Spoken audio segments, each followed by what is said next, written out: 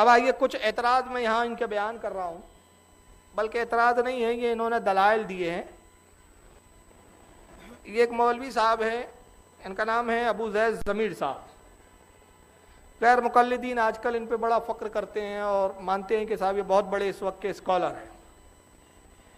یہ چند باتیں کیا بیان کر رہے ہیں استوا اور اللہ کے بیٹھنے کے تعلق سے، ان لوگوں نے ابھی غیر مقلدوں میں یہ کلپیں بہت چل رہی ہے، اور یہ بات کئی عالموں نے ان کے کہی، لیکن میں یہاں صرف 2 ہی عالموں کو پیش کر رہا ہوں ان کے، کیونکہ یہ 2 عالم اس وقت ابھی ان کی جماعت میں بڑی قدر کی نگاہ سے دیکھے جا رہے ہیں۔ ہماری تردید میں وہ یہ دلیل پیش کرتے ہیں کہ امام اعظم ابو حنیفہ کا یہ عقیدہ تھا کہ اللہ تعالیٰ عرش کے اوپر ہے، اور جو یہ نہ مانے وہ کافر ہے۔ آئیے پہلے ایک کلپ سنیں، اس کے بعد پھر جواب دیتے ہیں۔ ابو زید ضمیر کو میں سنا رہا ہوں، ذرا سنیے۔ امام ابو حنیفہ کا عقیدہ کیا ہے انہی کی کتابوں میں دیکھتے ہیں۔ امام ابو حنیفہ کا عقیدہ کیا ہے انہی کی کتابوں میں دیکھتے ہیں۔ امام الذہبی کی کتاب ہے العلو، العلو اللہ کے اوپر ہونے کے بارے میں کتاب ہے۔ اب یہاں رک رہا ہوں، دیکھیے جملہ کچھ ہے، دلیل کچھ ہے۔ واقعی غیر مقلد بہت بڑے جھوٹے ہوتے ہیں۔ وہ کہہ رہے ہیں امام ابو حنیفہ کا عقیدہ کیا ہے انہی کی کتابوں میں دیکھتے ہیں، یعنی سننے والے کو لگے کہ اب امام ابو حنیفہ کی کوئی کتاب پیش کر رہے ہیں، دلیل میں کیا لا رہے؟ امام ذہبی کی کتاب العلو۔ ارے ذہبی کی کتاب پیش کر رہے ہو اور عقیدہ امام ابو حنیفہ کا بتا رہے ہو، کتاب ابو حنیفہ کی بتا رہے ہو، تو امام ابو حنیفہ کی کتاب تھوڑی ہے یہ۔ آپ خود کہہ بھی رہے ہو کہ العلو کا حوالہ ہے، لکھنے والے کون ہیں؟ علامہ ذہبی، تو ذہبی کا حوالہ دے رہے ہیں، اور جملہ پہلے کیا ہے؟ کیا عقیدہ امام ابو حنیفہ کے انہی کی کتابوں سے دیکھتے ہیں۔ تو یہ تو دوگلی پالیسی اور لوگوں کو دھوکہ دینا ہوا۔ کیا ہے انہی کی کتابوں میں دیکھتے ہیں۔ امام ابو حنیفہ کا عقیدہ کیا ہے انہی کی کتابوں میں دیکھتے ہیں۔ امام الذہبی کی کتاب ہے العلو، العلو اللہ کے اوپر ہونے کے بارے میں کتاب ہے۔ اس کے صفحہ 118 پر کہتے ہیں کہ ابو مطیع، جن کا نام الحکم ابن عبداللہ البلخی ہے، جنہوں نے الفقہ الاکبر نام کی کتاب لکھی ہے، الفقہ الاکبر نام کی کتاب لکھی ہے، الفقہ الاکبر۔ اب یہاں رک گیا دوسرا جھوٹ۔ ابو المطیع البلخی، جن کا نام کیا ہے پورا؟ الحکم ابن عبداللہ البلخی، ان سے یہ لکھا ہے، اور یہ کون ہے؟ الحکم ابن عبداللہ البلخی، جن کی کنیت ابو مطیع ہے، انہوں نے الفقہ الاکبر نام کی کتاب لکھی۔ اب یہ کتاب امام اعظم ابو حنیفہ کی طرف منسوب ہے، لیکن دوسرا غیر مقلد کیا کہتا ہے؟ محمد علی، میں یہاں روک رہا ہوں اس کلپ کو، محمد علی صاحب کو سن لیجیے اس کلپ کی، اس کتاب کے بارے میں کیا کہتے ہیں، الفقہ الاکبر کے بارے میں۔ الفقہ الاکبر کتاب سے، جو حنفیوں کے نزدیک بنیادی کتاب ہے، بڑی چھوٹی سی کتاب ہے، عقائد کے اوپر امام حنیفہ رحمۃ اللہ علیہ کی طرف وہ منسوب کرتے ہیں، ظاہر ہے وہ اس کو مانتے ہیں کتاب کہ ان کی ہے۔ ہمارے نزدیک تو وہ کتاب امام حنیفہ کی وفات کے تقریباً 250 سال بعد لکھی گئی ہے، اس کی سند کوئی نہیں ہے، لیکن چونکہ حنفی مانتے ہیں تو ان کے لیے تو وہ دلیل ہے۔ اب ایک غیر مقلد کہہ رہا ہے کہ وہ کتاب کی سند نہیں ہے، 250 سال بعد لکھی ہے، حنفی مانتے ہیں کہ امام ابو حنیفہ کی ہے، اور اختلاف بھی کس پر ہے کہ امام اعظم کی ہے یا نہیں۔ اور یہ صاحب نے دوسرا جھوٹ کیا بولا کہ الفقہ الاکبر جو ہے وہ ابو مطیع بلخی کی لکھی ہوئی ہے۔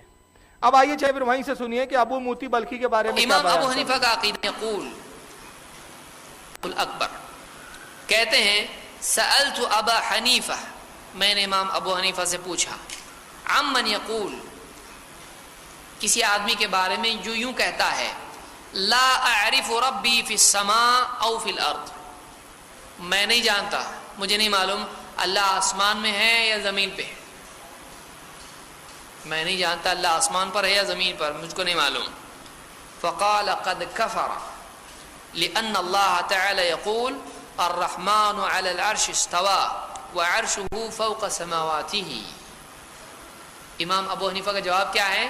امام ابو حنیفہ رحمۃ اللہ علیہ فرماتے ہیں اس آدمی نے جس نے کہا میرے کو نہیں معلوم اللہ آسمان پہ کہ زمین پہ، اگر ایسا بولتا ہے اس نے کفر کیا، اس نے کفر کیا۔ کیوں؟ اس لیے کہ اللہ تعالیٰ خود قرآن میں فرماتا ہے رحمان اپنے عرش پر مستوی ہوا اور اس کا عرش 7 آسمانوں کے اوپر ہے۔ تو ایسا جو آدمی کہتا ہے وہ اس نے کیا کیا؟ کفر کیا۔ پوچھنے والے نے پھر پوچھا وہ آدمی اگر یوں کہے کہ میں یہ کہتا ہوں کہ رحمان عرش پر ہے، اللہ عرش پر ہے، ولیکن لا یدری العرش فی السماء فی الارض، لیکن یہ معلوم نہیں کہ عرش آسمان پر ہے یا زمین پر۔ ٹھیک ہے، اللہ عرش پر ہے لیکن عرش آسمان پہ کہ زمین پہ نہیں معلوم۔ تو قال اذا انکر انہ فی السماء فقد کفر۔ امام ابو حنیفہ کہتے ہیں اگر اس نے اس بات کا بھی انکار کیا کہ عرش آسمان میں نہیں ہے، اگر ایسا وہ کہتا ہے تب بھی اس نے کفر کیا۔ امام الذہبی نے اپنی کتاب العلو میں اس کو ذکر کیا ہے۔ کہاں ہے پبلک؟ کہاں ہے پبلک؟ کیا عقیدہ ہے بتائیے؟ امام ابو حنیفہ بول رہے ایسا اللہ ہر جگہ ہے؟ امام ابو حنیفہ کہہ رہے ہیں عرش آسمان پر ہے اور اللہ عرش کے اوپر ہے۔ یہ امام ابو حنیفہ کا عقیدہ ہے، یہ کون مانے گا؟ امام ابو حنیفہ کا عقیدہ یہ بتایا کہ ابو موتی بلخ وہ روایت کرتے ہیں، وہ بیان کرتے ہیں کہ ایک شخص نے امام اعظم ابو حنیفہ سے پوچھا کہ کوئی شخص یہ کہتا ہے کہ اللہ کہاں ہے، آسمان میں ہے کہ زمین پہ ہے، مجھے نہیں معلوم۔ تو امام ابو حنیفہ نے کہا جو یہ کہے کہ اللہ کہاں ہے نہیں معلوم وہ کافر ہو گیا۔ اور ابھی تک میں یہی عقیدہ بیان کر رہا ہوں نا کہ اللہ جگہ سے پاک ہے، اوپر نیچے سمتوں سے پاک ہے، اور امام ابو حنیفہ کا قول نقل کر کے کہہ رہے ہیں کہ امام اعظم کہہ رہے وہ شخص کافر ہو گیا۔ اس نے پھر سوال کیا اس سائل نے دوبارہ کہ اللہ کہاں ہے، تو امام اعظم نے کہا کہ قرآن میں اللہ نے فرمایا نا کہ وہ عرش کے اوپر ہے، اللہ عرش کے اوپر ہے۔ اس نے سوال کیا کہ ٹھیک ہے اللہ عرش پر ہے لیکن یہ نہیں معلوم کہ عرش کہاں ہے، آسمانوں میں ہے کہ زمین میں ہے، جو ایسا سوال کرے اس کے بارے میں کیا حکم ہے؟ تو امام اعظم نے اس کے بارے میں بھی کہا کہ وہ بھی کافر ہو گیا۔ اور یہ کس کتاب سے انہوں نے پیش کیا؟ العلو امام ذہبی کی۔ اب آئیے ان کی سن لیجئے، مولانا طالب الرحمان صاحب پاکستان کے، انہوں نے بھی اسی کتاب سے یہ حوالہ پیش کیا لیکن کتاب دوسری ہے، روایت یہی بیان کر رہے ہیں، ان کی بھی سنیے۔ امام ابو حنیفہ رحمۃ اللہ علیہ بر صغیر میں چونکہ ان کی تقلید کرنے والے ہی لوگ موجود ہیں، ان کو امام اعظم کہا جاتا ہے کہ 4 اماموں میں سب سے بڑے امام ابو حنیفہ رحمۃ اللہ علیہ ہیں، ان کے فضائل بیان کیے جاتے ہیں۔ ان سے پوچھئے کہ وہ اس عقیدے کے بارے میں کیا نظریہ رکھتے ہیں کہ جو آدمی یہ عقیدہ رکھے کہ اللہ عرش پر نہیں۔ کتاب کا نام ہے شرح عقیدہ طحاویہ، اس کو لکھنے والا بھی حنفی اور اس کی شرح کرنے والا بھی حنفی۔ موتی بلخی امام ابو حنیفہ رحمۃ اللہ علیہ کے شاگرد ہیں۔ موتی بلخی امام ابو حنیفہ رحمۃ اللہ علیہ سے پوچھتے ہیں کہ ایک آدمی یہ عقیدہ رکھتا ہے کہ اللہ تعالیٰ عرش پر نہیں، امام صاحب جواب میں فرماتے ہیں فقط کفر، اس آدمی نے کفر کیا جو یہ کہتا ہے کہ اللہ تعالیٰ عرش پر نہیں۔ موتی بلخی کہتے ہیں کہ اگر وہ آدمی یہ مان لے کہ اللہ تعالیٰ عرش پر ہے لیکن یہ کہے مجھے علم نہیں کہ اللہ کا عرش کہاں ہے، آسمانوں کے اوپر ہے یا زمین کے نیچے ہے، مجھے اس کا علم نہیں، تو امام ابو حنیفہ رحمۃ اللہ علیہ فرماتے ہیں فہو کافر، وہ کافر ہے، دائرہ اسلام سے خارج ہے۔ لأنه انکر هذه الآیہ، کیونکہ اس نے قرآن کی اس آیت کا انکار کیا ہے کہ الرحمن علی العرش استوى، کہ رحمان عرش پر مستوی۔ امام دونوں حضرات نے یہ روایت بیان کی، بس اس کی اوپر تھوڑی سی گفتگو اور پھر اختتام کر دوں گا میں، پھر انشاءاللہ حضرت سے بھی کچھ کلمات حسنہ ہم کو سننے ہیں۔ دونوں حضرات نے واقعات لفظوں کے ہیر پھیر کے ساتھ بیان کیا، مفہوم ایک ہی ہے، دونوں نے الگ الگ کتابوں کے حوالے دیے۔ ابو زید ضمیر صاحب نے جس کتاب کا حوالہ دیا وہ علامہ ذہبی کی کتاب ہے العلو۔ طالب الرحمان صاحب نے جس کتاب کا حوالہ دیا اس کتاب کا انہوں نے نام لیا شرح عقیدۃ الطحاویہ، یہ لکھی ہوئی ہے حضرت امام ابن ابی العز کی۔ اب آئیے سنیے، دونوں میں روایت بیان کی گئی ابو موتی بلخی سے۔ سب سے پہلی بات ابو زید ضمیر کی اگر طرف ہم رجوع کر کے بات کریں، الولو کا انہوں نے حوالہ دیا علامہ ذہبی کی کتاب کا، تو علامہ ذہبی کی تاریخ وصال کیا ہے ذرا وہ سن لیجئے۔ امام ذہبی کا انتقال ہوا ہے، علامہ معاف کیجیے گا ابو موتی بلخی کا جو انتقال ہوا ہے، جن کا نام کیا بتایا، جو اس کے راوی ہے، جو امام ابو حنیفہ سے یہ روایت بیان کر رہے ہیں، ان کے سامنے یہ واقعہ ہوا، وہ جو نقل کر رہے ہیں کہ امام اعظم سے یہ ایک شخص نے سوال کیا کہ جو کہے کہ اللہ کہاں ہے مجھے نہیں معلوم، امام اعظم نے کہا وہ کافر ہے، اس لیے کہ اللہ عرش کے اوپر ہے۔ اس نے کہا عرش کہاں ہے مجھے نہیں معلوم، تو امام نے کہا وہ بھی کافر ہو گیا، اس لیے کہ عرش آسمانوں کے اوپر ہے، جیسا کہ قرآن میں۔ ابو موتی بلخی جن کا نام الحکم ابن عبداللہ ہے، ان کی تاریخ وصال ہے 211 ہجری۔ کون سی کب وصال ہوا ان کا؟ 211 ہجری میں، اور علامہ ذہبی کی پیدائش ہوتی ہے 673 ہجری میں۔ علامہ ذہبی کب پیدا ہو رہے؟ 673 ہجری میں، یعنی ان کے انتقال کے 462 سال کے بعد یہ پیدا ہوئے۔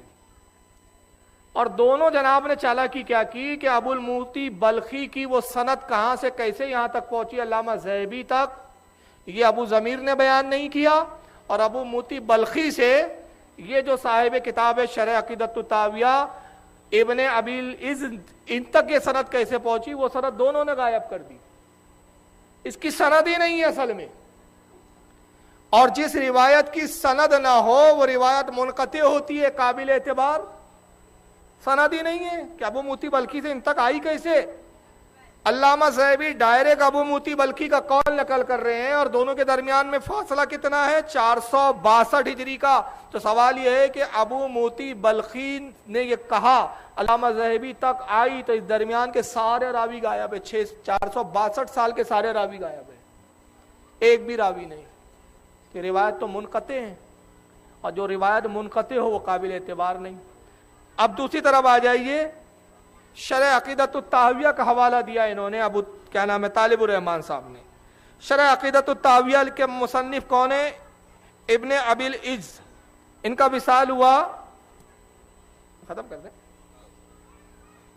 جی، اچھا، ان کا انتقال ہوا 792 ہجری میں، 92 ہجری میں، 792 ہجری میں ان کا انتقال ہوا۔ اب آپ والی کتاب دیکھیے شرح عقیدۃ الطحاویہ، یہ پی ڈی ایف میں نیٹ پر بھی موجود ہے، اگر کسی کو ہارڈ کاپی میں نہ ملے تو نیٹ پہ ڈھونڈ لے، نیٹ پہ مل جائیں گی۔ انہوں نے جو قول بیان کیا، اس میں حوالہ کس کا دیا انہوں نے؟ کتاب الفاروق کا۔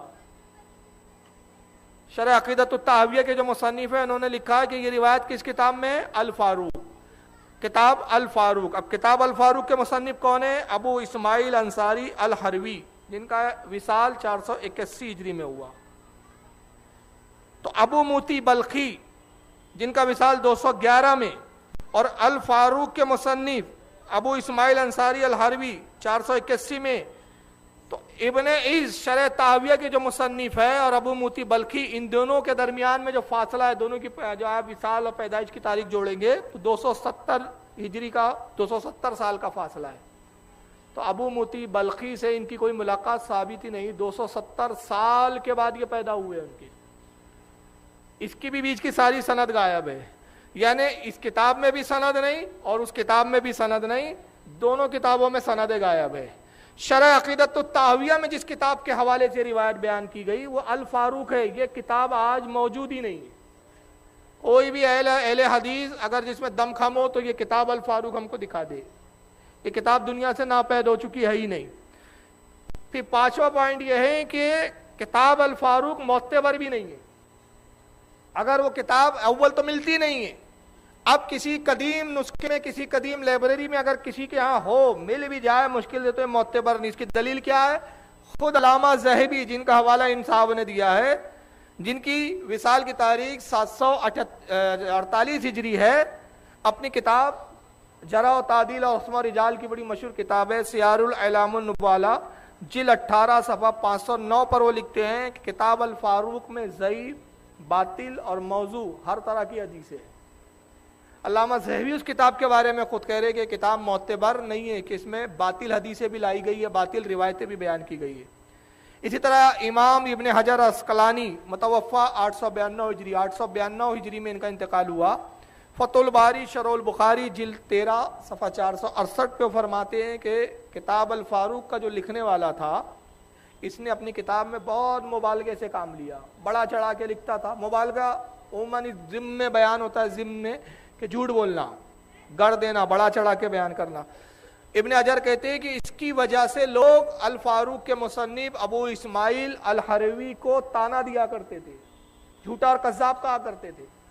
تو اول تو جس کتاب کا حوالہ ہے وہ کتاب معتبر نہیں، کتاب موجود نہیں، اور اس کا جو مصنف ہے اس پر بھی جرائے ہوئی ہے۔